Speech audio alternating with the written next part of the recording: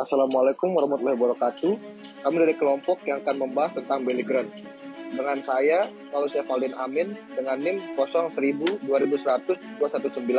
Dan juga ada teman saya, Khalid Izan Hafiz Ghazali, dengan NIM 010002100-216. Dan juga ada Johan Mesalili Alamsyah, dengan NIM 010002100-205.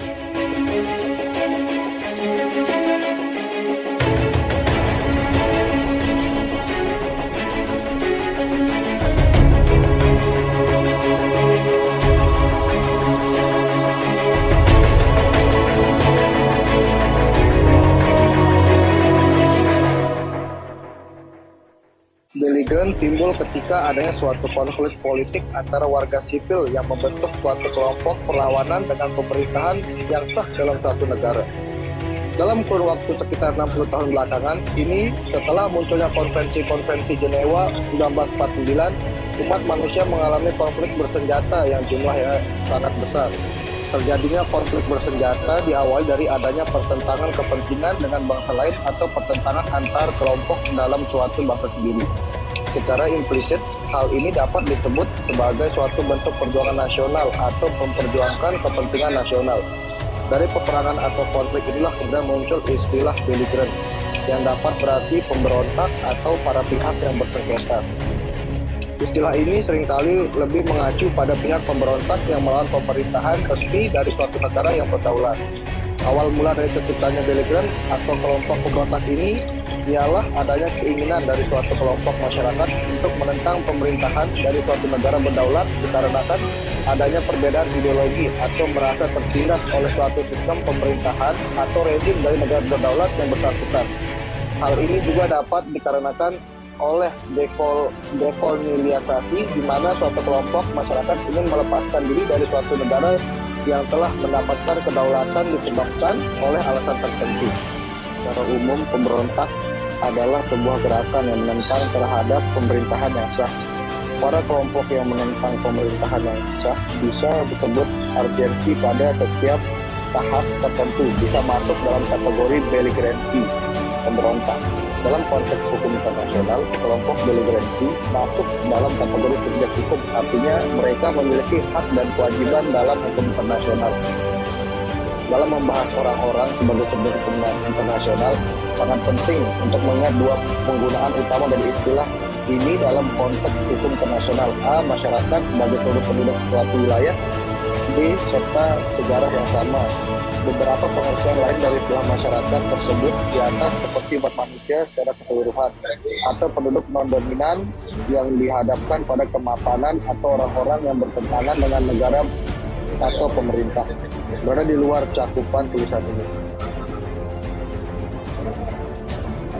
Timbulnya suatu pihak berperang Belligerent dalam suatu negara didahului dengan adanya insurrection, pemberontakan dengan skop yang kecil, yang kemudian meluas menjadi rebelli. Selanjutnya, rebelli ini untuk dapat merubah statusnya menjadi pihak berperang harus memenuhi syarat-syarat. Menurut hukum perang, kelompok pemberontak dapat memperoleh kedudukan sebagai subjek hukum internasional ialah apabila kelompok tersebut telah terorganisir, sudah menaati hukum perang, memiliki wilayah yang dia kuasai, memiliki kemampuan untuk mengadakan hubungan dengan negara lain, menentukan nasibnya sendiri, memilih sendiri sistem ekonomi, politik, dan sosial, menguasai sumber kekayaan alam di wilayah yang didudukinya.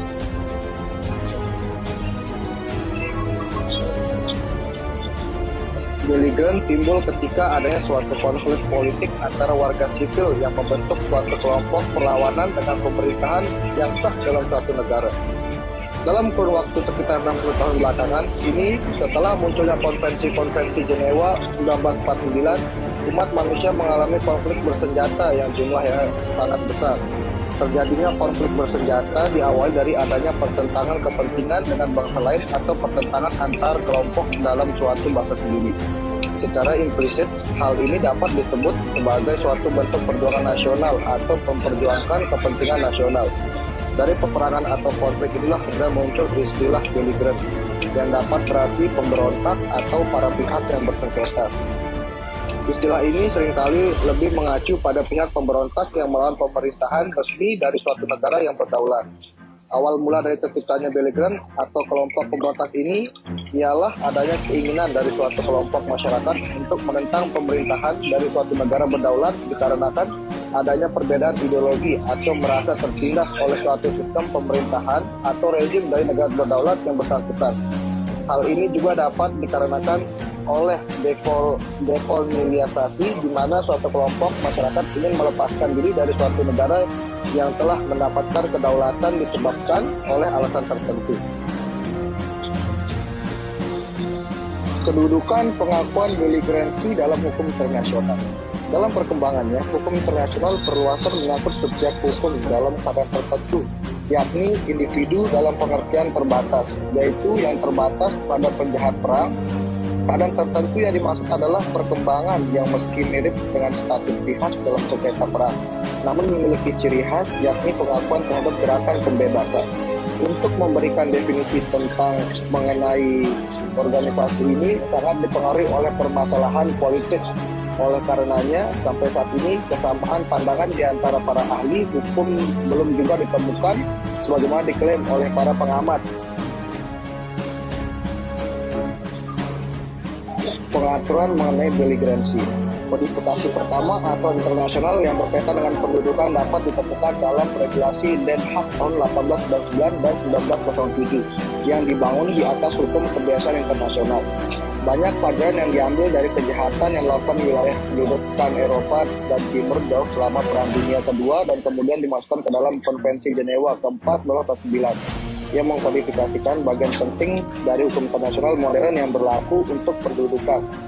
Undang-undang tersebut semakin diperkuat dengan jaminan-jaminan mendasar yang ditetapkan dalam pasal 75 Protokol Tambahan 1 tahun 1977. Unsur-unsur hukum hak asasi manusia internasional juga berlaku. Kesimpulan, pengakuan terhadap beligeransi dalam hukum internasional ditunjukkan dalam masuknya beligeransi sebagai salah satu subjek hukum internasional yang memiliki personalitas hukum dan dapat menjalankan hak dan kewajiban dalam bidang hukum.